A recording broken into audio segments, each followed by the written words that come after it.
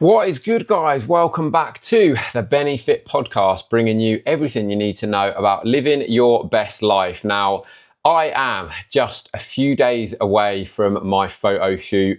Very much looking forward to it, and the pictures you will see very soon, I'm sure, splashed all over social media because I have worked my bollocks off to get to this point. But this episode isn't about me. This episode, as you will see from the title, is what does it take to lose 100 pounds or more of body weight? Now, I know, 100 pounds or more of body weight to some people might seem just completely pie in the sky kind of stuff. It might be quite hard to sort of fathom or comprehend. And that might be because you've never been overweight to the extent that you've needed to lose 100 pounds. And if that is the case, fantastic. I personally have never been to that point where I've needed to lose that much weight. I've gone through periods where I've lost 35, 40, 45 pounds to get ready for a photo shoot, but I've never been in a position where I've needed to lose 100 plus. But I have worked with many people who have, and I really just wanted to talk a little bit more about what it takes to achieve that kind of transformation, and also what it means to the person who goes through that, because the person I'm going to talk about in this particular episode is Ryan. Now, if you're watching this on YouTube, I'll put the pictures of Ryan up so you can see exactly what I'm talking about. And, this is 100 pounds of weight loss in less than a year. So, it's the very first thing that you need to think about, that you need to get right, is your mindset. You need to be going into this expecting that it's going to take some time.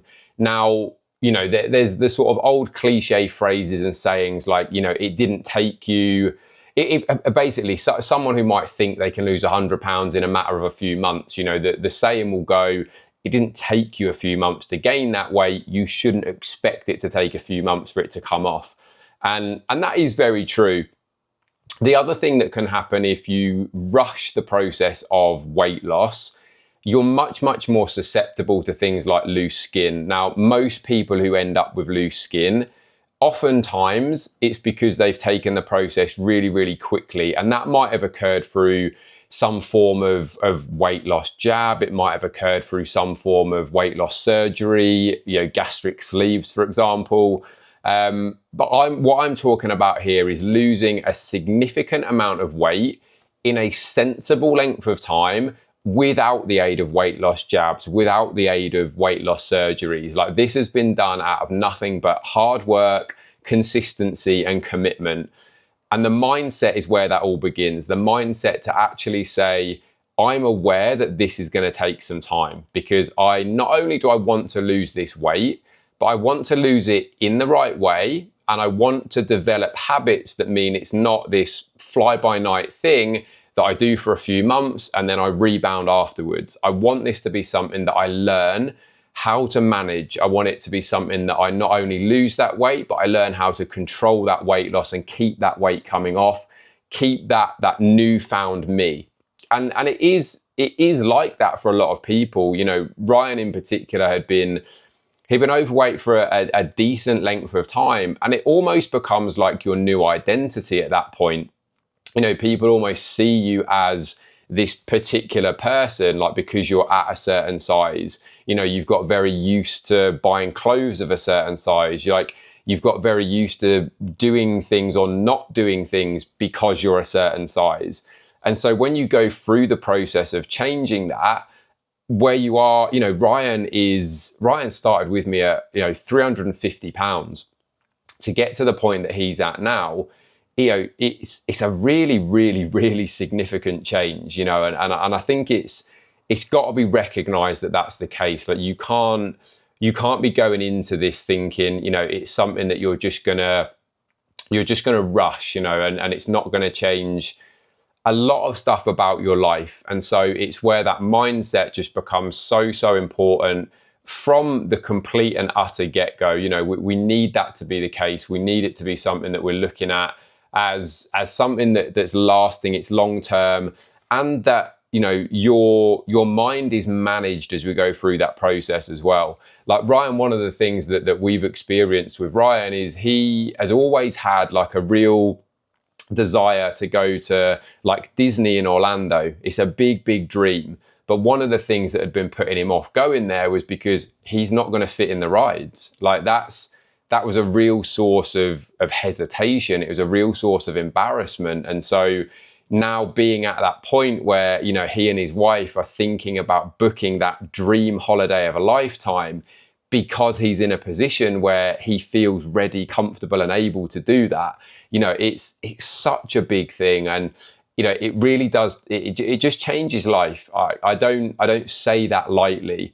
You know, when you go through a process where you lose a significant amount of weight, you know, we're talking 30% of body weight, that is going to change you. It is going to change the way that you do things. You know, you are going to need whole new wardrobes, like from a materialistic point of view, but it's probably going to change the way people look at you as well. You know, you aren't that same person to them that you were 100 pounds heavier. You know, you're more focused on living a healthier lifestyle. Like again, Ryan came to me like really, you know, not wanting to go into a gym, embarrassed to go into a gym. You know, he's now training 3 times a week as a minimum, sometimes 4. He's running park runs. He's signed himself up to a charity boxing match, which was another massive, massive like dream and aspiration that he'd always had. And all of these things just wouldn't have happened without that weight loss occurring.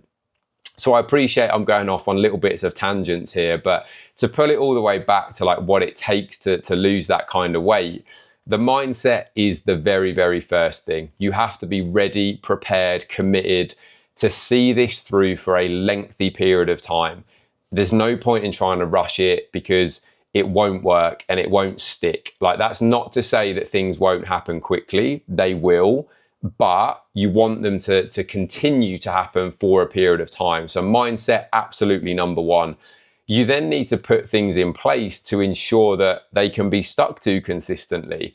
And what comes with that is a sense of enjoyment, because if a person's not enjoying what they're doing, they're not really going to stick to it. You know, and it's about finding what works for each individual. For Ryan, that began doing some home workouts because that's where he felt comfortable exercising. You know, he didn't really feel comfortable going into that gym environment.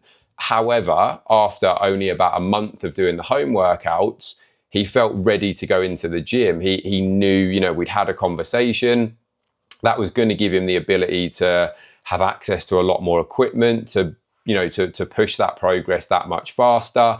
And he did want things to move. So we got into the gym and we started going 2 or 3 times a week. And over time, you know, that's become 3 pretty much as standard. Sometimes that's 4. So the gym became a big, big factor in that, because what that was helping to do was keep and build the muscle, so that as that body fat was coming off, it wasn't just like a person turning into a complete, you know, wobbly sack of potatoes. Like, we're building strength, we're building confidence, we're building the body beneath the body fat. The gym became important. Diet, obviously, one of the biggest factors. And again, setting that up in a way that worked for the individual. That doesn't mean that it has to be super strict. You know, it might simply be a case of what is often the case, and I actually think what's often missed by coaches, like oftentimes it's just reviewing what that person's doing right now. Like going through the process of asking somebody to track and log what they're doing for a week is a really, really important step, because that gives you an idea. There's probably some stuff in there that's actually not too bad. Okay, there's going to be some stuff in there that's not going to be great. Like, that's how they've got to the point they have in the first place. And if you can just get some quick wins under your belt straight away, you know, if you're reviewing somebody's food log for a week and every single day there's multiple chocolate bars from trips to vending machines, there's 3, 4, 5 takeaways happening each week, very easily you've got some quick wins there. You know, can we reduce that to just 1 or 2 takeaways a week even? Can we reduce the 3 or 4 chocolate bars down to 1? Like, all of these things that they still might sound to some people like the wrong thing to do. Like, you're still encouraging somebody or allowing somebody to have 1 or 2 takeaways a week, to have a chocolate bar a day.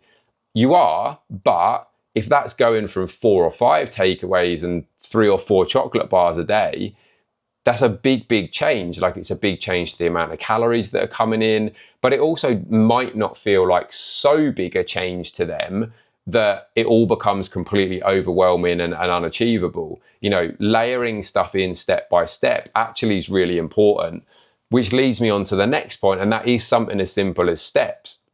You know, if somebody's overweight and they have a particularly inactive lifestyle, they work a desk job, their steps are, you know, 1,000, 2,000 a day.